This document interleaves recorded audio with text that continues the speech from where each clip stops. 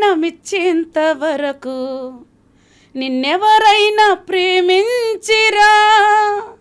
చేతులు చాచిన ఆ యేసు ప్రేమ చులకనగా మారెనా? సృష్టికర్త యేసే జననము నొందే ఓ పాపము నుండి నిన్ను విడిపించను. ఈ లోక ప్రేమంతా నటనేనయ్యా, ఈ లోక కరుణంత క్షణికమే నయా. ముదిమి వచ్చు వరకు నన్ను ఎత్తుకొందువా, హత్తుకొందువా.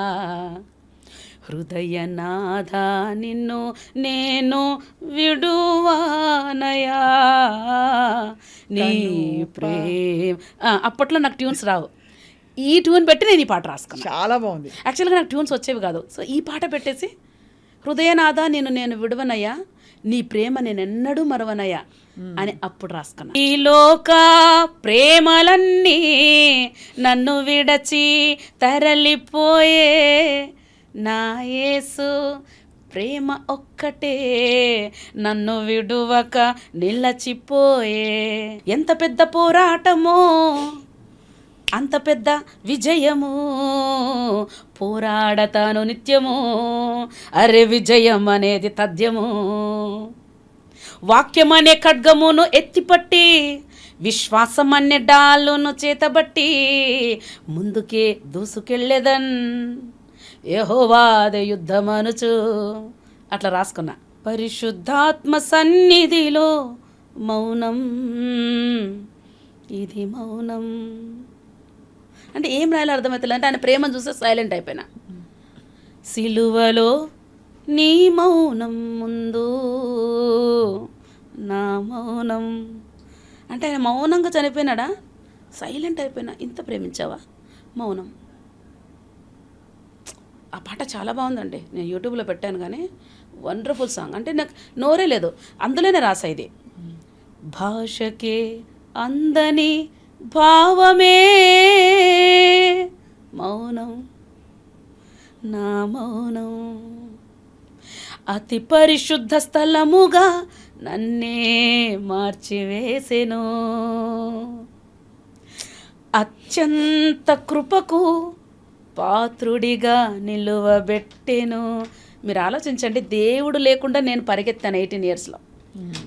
చర్చి మధ్యలో లేచి పరిగెత్తేదాన్ని. దేవునికి నా మీద ఎందుకు కోపం రాలే? బాగా అయింది కదా. అంటే ఇప్పుడు తను నన్ను ప్రేమిస్తున్నప్పుడు, ఛాయ్ తాగదామన్నప్పుడు, మధ్యలోనే అక్కడ వెళ్దామన్నప్పుడు వెళ్ళి ఛాయ్ తాగేసి వచ్చేవాళ్ళం.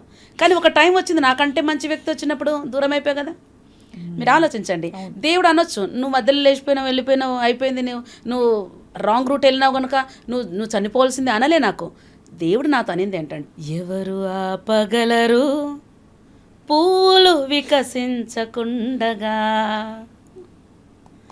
ఎవరు ఆపగలరు ఫలాలు ఫలించకుండగా, ఎవరు ఆపగలరు దేవుని ప్రణాళికలను, నీపై దేవుని ప్రణాళికలను. తేనెలోని తీపిదనము ఎవరు ఆపగలరు, అత్తరు సువాసనను ఎవరు ఆపగలరు. తేనెలోని తీపిదనము ఎవరు ఆపగలరు, అత్తరు సువాసనను ఎవరు ఆపగలరు, ఎవరు ఆపగలరు, ఎవరు ఆపగలరు, ఎవరు ఆపగలరు పువ్వులు వికసించకుండగా, ఎవరు ఆపగలరు ఫలాలు ఫలించకుండగా. అట్లా రాసుకున్నా. జీవము కలిగిన దేవుని సంగమా, నిన్ను ఆపడం ఎవడి తరమో చెప్పుమా, నిన్ను ఆపడం ఎవడి తరమో చెప్పుమా. బ్యూటిఫుల్. క్రీస్తే శిరసై ఉండగా నేనే శరీరం అంటివి, క్రీస్తు కనులలో నిండుగా కంటి పాపనేనంటివి, నిన్ను ముట్టడము ఎవడి తరము చెప్పుమా. అప్పుడు కాలంలో రాసిన పాట. ఇంకొక పాట రాశానండి. ఒకసారి ఏదో ఇట్లా ఛానల్లో నన్ను పిలిచారు. నా పాటలు చాలామందికి ఆదరణ కలిగిస్తే వాళ్ళు ఏం చేశారంటే ఒక హాఫ్ అన్ అవర్ ప్రోగ్రామ్ పెట్టి లైవ్లో రిసీవ్ చేసుకోవాలి నేను కాల్స్. నన్ను పంపించేవాడు కాదు ఈయన. అయితే నేను కోర్టుకు వెళ్తున్నానని చెప్పి అక్కడికి వెళ్ళిన తర్వాత నేను అది ఎవరో లైవ్లో చూశారు, మా హస్బెండ్కి చెప్పారు. వెంటనే కోపం చేసేసి నా మీద, నువ్వు ఎట్లా పోతావు నువ్వు అది ఇది అనేసి మీదికి కొట్టడానికి వస్తే నేను అన్నా, ఇప్పటి నుండి నేను నిజం చెప్తా, నువ్వు పంపిస్తావా? నిజం చెప్పిపోతా. నేనైతే దేవుడిది ఆపను, ఇంపాసిబుల్. ఎందుకంటే నేను బ్రతికినా కాబట్టి నీకు భార్యనైనా, ఆయన నన్ను బ్రతికించాడు. సో నాకు ఆయననే దూరం చేస్తే నేను ఎందుకు బ్రతికేది? సో నేను డైరెక్ట్గా చెప్పేశా. అప్పుడు ఆ టైంలో చాలా దుఃఖం అనిపించి ఈ పాట రాశా. ఏం రాశానంటే, ఆ రోజు వర్షం వచ్చిందండి. కింద పిచ్చి పిచ్చి పూలన్నీ ఇట్లా అవి రెడ్గా అన్ని రకాలుగా ఉంటాయి, చూసారా స్వప్న గారు? చిన్న ఫ్లవర్స్ చాలా ముద్దుగా ఉంటాయి అవి. అవన్నీ ఇట్లా వికసించాయి. నా బాబు చిన్నోడు అన్నం పెడుతూ చూసా. అప్పుడు రాసాను ఈ పాట. పులాంటిది ఈ నిజం, నీకున్న సంకల్పం అది నిజం, విడువలేదే మరువలేదే, విడిచిపోలేదే నన్ను మరచిపోలేదే, విడువలే యేసయ్యా మరువలే. అందులో ఒక వచనం ఏం రాసినానంటే, గాయములతో ఉన్న నన్ను రాళ్లతో కొట్టిరే రహదారిలో, వదిలివేసిరే విడువలేదే నన్ను మరువలేదే, విడువలే. అందులో రెండో వచనం ఏం రాశానంటే, గాయపడిన గుండెను మాటలతో వేధించిరే, మౌనమై వెలివేసిరే. మనకు ఎన్నోసార్లు అనుభవం అవుతుందండి. కొంతమంది ఏం చేస్తారంటే మౌనం అయిపోతారు, అంతే ఏం చేయరు. మనకు తెలియకుండా తెలిసిపోతుంది మనల్ని వెలివేశారు వాళ్ళని. అట్లాంటివి నేను చూసా. సో అందుకనే అంటే బాధపడి ఉంటారు చాలా తల్లి, మీరు. చాలా బాధపడ్డాను. బట్ ఆ టైంలో దేవుని ప్రేమను ఎక్కువ చూశాను స్వప్న గారు. తెలుసును డాడీ, తెలుసును పప్పా, తెలుసునే నీకు, తెలుసును నీకు, తెలుసునని నాకు తెలిసేను, నీకు తెలుసునని నాకు తెలిసేను. ఇప్పుడు డాడీ నీకు, మీ డాడీ అండి మీకు ఏదైనా గిఫ్ట్ కొనియాలనేది, మీకు ఒక ఇల్లు కొనియాలనేది మీకు ముందుగా తెలిసిందనుకో, డాడీ ఇట్లా ఎట్లుంటుంది మనకు, అరే మా డాడీ నువ్వేం చేయాలనుకుంటున్నా నాకు తెలిసిపోయేదని ఆ ఆనందం వేరండి. అందుకే రాసా. అడగక ముందే తెలుసును అవసరమని తెలుసును, ఇవ్వాలని నీకు తెలుసును, కానీ ఇచ్చే సమయము తెలుసును, తెలుసును డాడీ, తెలుసును పప్పా, తెలుసునే నీకు, తెలుసును నీకు తెలిసేనని నాకు తెలిసేను, నీకు తెలుసునని నాకు తెలిసేను. అందులో ఒకటి రాసా, 5 కిలోల బరువు వేరండి, 100 కిలోల బరువు వేరు. స్వప్న గారు 5 కిలోల బరువు కొంచెం తగ్గుతుంది, 100 కిలోలది చాలా ఎక్కువ తగ్గుతుంది. సో నేను వెళ్ళే గాయం 100 కిలోలు అది. అందుకని ఈ రెండవ వచనం ఏం రాశానంటే, గుండె బరువు ఎంత మోస్తున్నా నేను గాయం, గుండె బరువు తెలుసును, దాని నొప్పిలోతో తెలుసును. కత్తితో కోసినప్పుడు వచ్చే నొప్పి వేరండి, తేలుకుంటున్నప్పుడు వచ్చే నొప్పి వేరు. తేడా లేదా? 100% కాలిన వ్యక్తికి ఉన్న నొప్పి వేరు, తేడా లేదా? అది రాసా నేను.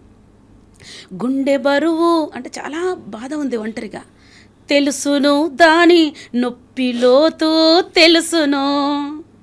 కన్నీటి భాష అంటే ఒక్కోసారి అయితే ప్రేయర్ కూర్చొని కన్నీళ్ళు పోతుంటే ఏం మాట్లాడేదాన్ని కాదు, ఏడుస్తూ ఉంటాయి. ఎందుకంటే ఆయనకు తెలుసు నేను ఎందుకు ఏడుస్తున్నా.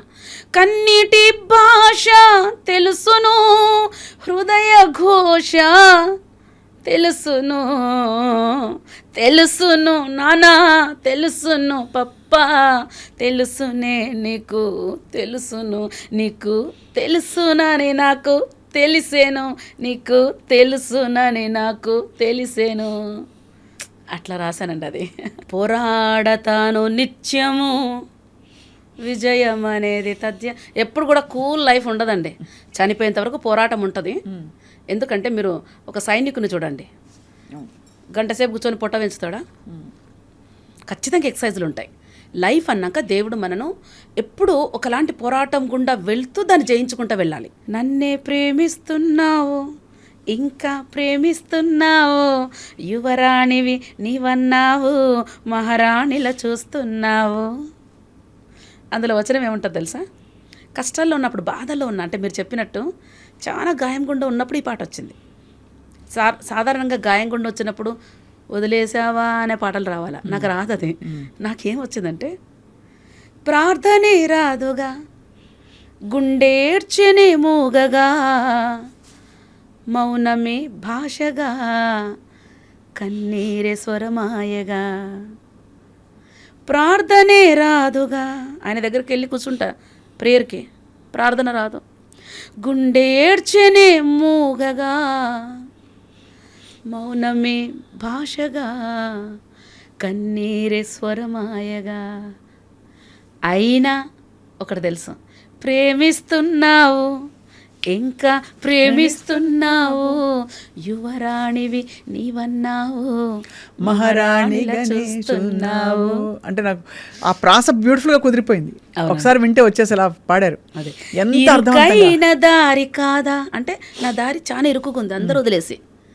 ఇరుకైన దారి కాదా, గాయములు రేపే బాధ, ఎటెల్లునో ఈ కదా, ఏకాకినయ్యా కదా.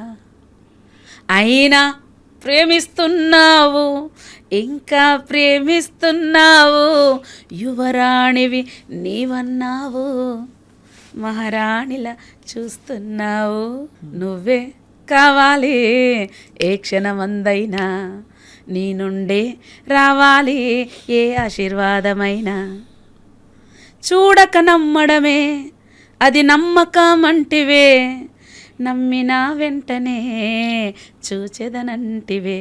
అందుకే నువ్వే కావాలి ఏ క్షణమందైనా. అంటే ఎందుకనండి అంటే, చూడనని ఏం లేదు, నాకు చూస్తే అదేదో పాపం అనేది కూడా ఏం లేదు. యాక్చువల్గా నేను కార్లో వెళ్ళేటప్పుడు నాకు ఇష్టమైన పాటలు పెట్టుకుంటా, మోస్ట్లీ పాత పాటలు. ఏం పాట? పాత పాటలు ఏదంటే ఎన్టీఆర్ పాట ఉందండి, ఇది ఏదంటే, ఊహల్లు గుసగుసలాడే నా హృదయము ఊగిసలాడే, వల్లదన్న వినది మనసు, కళ్ళనైన నిన్నే తలచు, కళ్ళ కాదుగా నల్లలాల. అట్లాంటి పాటలు, మంచి టేస్ట్. పాత పాటలు అంటే చాలా ఇష్టం అండి. కల ఇదని నిజమిదని తెలియదులే, బ్రతుకింతేనులే ఇంతేనులే. ఊహల్లు గుసగుసలాడే నా హృదయము ఊగిసలాడే, వల్లదన్న వినది మనసు, కళ్ళనైన నిన్నే తలచు, కళ్ళ కాదుగా నల్లలాల. అట్లాంటి పాటలు, మంచి టేస్ట్. పాత పాటలు అంటే చాలా ఇష్టం అండి. కల ఇదని నిజమిదని తెలియదులే, బ్రతుకింతేనులే ఇంతేనులే. ఏల ఎనగా మనకు శిశువు పుట్టెను, మనకు కుమారుడు అనుగ్రహింపబడెను, ఆయన భుజము మీద రాజ్యభారముండును. ఆశ్చర్యకరుడు, ఆలోచనకర్త, బలవంతుడైన దేవుడు, నిత్యుడగు తండ్రి, సమాధానకర్తయగు అధిపతి అని అతనికి పేరు పెట్టబడును. యెషయా గ్రంథం 9వ అధ్యాయం 6వ వచనం.